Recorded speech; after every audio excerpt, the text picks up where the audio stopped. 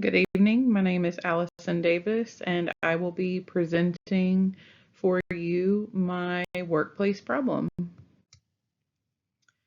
Where I work, our primary issue is a lack of a structured cross-training and knowledge retention system in our operations department.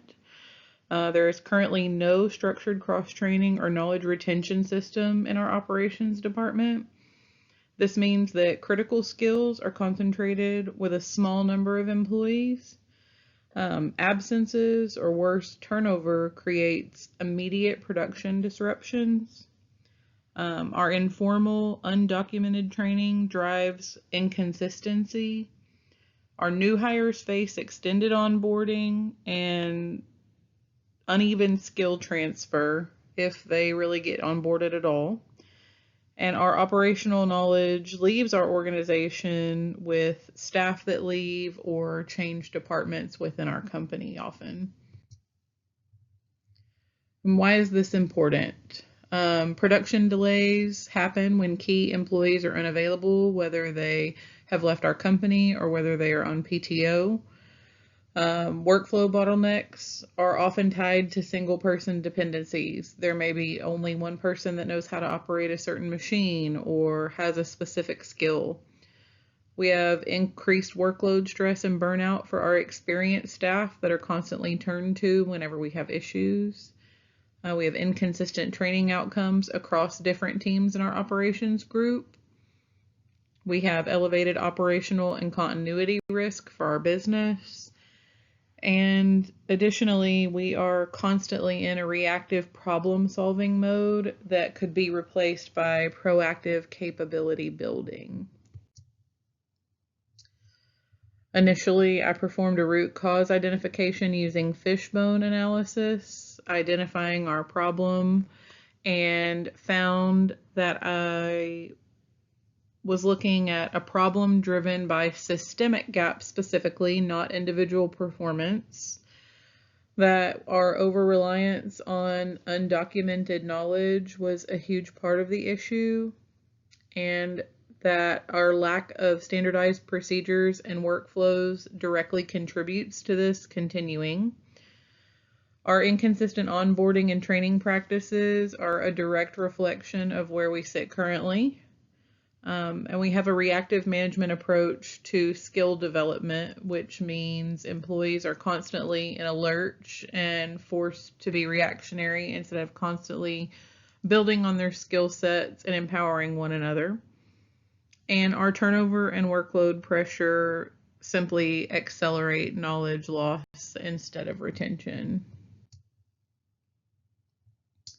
So for potential solutions using brainstorming and divergent thinking, I came up with a cross-training matrix with backups for critical tasks, documenting standard operating procedures in a library available to technicians on the floor, visual work instructions and job aids so that if an employee is not available to demonstrate a task for a new hire, they have a visual example. Also short how-to process videos, again, piggybacking on the visual work instructions. Providing structured onboarding and training checklists to technicians so that they have an expectation of what will take place. And then using mentoring, buddy systems, and skill-based incentives so that employees continue to learn and grow while at the company. My devil's advocate key findings, focusing on critical risks and the challenges that were identified, is that cross-training matrices can stagnate if they aren't maintained and it's not a priority. Documentation can easily become outdated or underutilized, and if people are underutilizing it, you may not even realize it. Tenured employees may resist sharing their undocumented knowledge as a value add to themselves. Supervisors can also easily deprioritize training during high production periods. This is probably one of our #1 challenges currently. Our training quality really depends on consistent supervisory oversight. If someone is not motivated or unwilling to share, the quality of training definitely could vary. And then governance, ownership, and review cycles are essential to make sure that everyone is taking part and owning their part of the training process so that quality knowledge is passed on to new employees. My weighted ranking results, the criteria evaluation, and then determination of a final solution. The criteria that I chose were the impact of solutions on knowledge retention, feasibility, cultural fit and acceptance, and then long-term sustainability. Of the different solutions that were proposed, cross-training matrix, SOPs and visual instructions, an onboarding checklist, and how-to videos. The cross-training matrix ranked the highest of all. It outperformed onboarding checklists, SOPs, and the videos. It mostly demonstrated the strongest balance of impact and practicality, and that was the one I determined to be the optimal solution. We're currently battling a distrust of management, and giving them the most independent solution was a high priority. So our implementation steps, risks, and countermeasures. The phases of implementation would look like identifying critical tasks and ensuring all employees are at the appropriate skill levels, assessing current employee capabilities, building that standardized cross-training matrix, defining proficiency level, like trained, proficient, and expert. Scheduling structured training rotations to make sure technicians are consistently learning new tasks and also maintaining their skill level for their existing skills. And then integrating supporting documentations, having tactile SOPs, having visuals and videos available to employees. And then for risks and countermeasures, what could go wrong and how do we address it? So the first risk is incomplete task identification, and the countermeasures are making sure that supervisors and technicians validate this information. There's also inflated self-reported skills, which is probably one of the bigger challenges for us currently.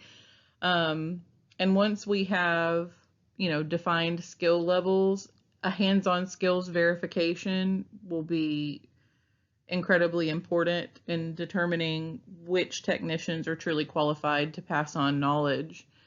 Training also being deprioritized is a huge risk, and carving out protected training time regardless of schedule would be absolutely a bare minimum requirement.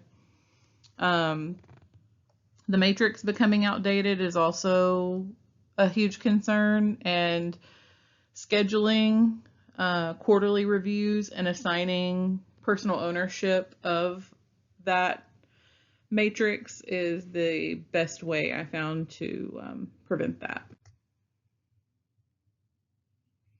And then to conclude, the effectiveness of my solution, and then ethical and environmental considerations.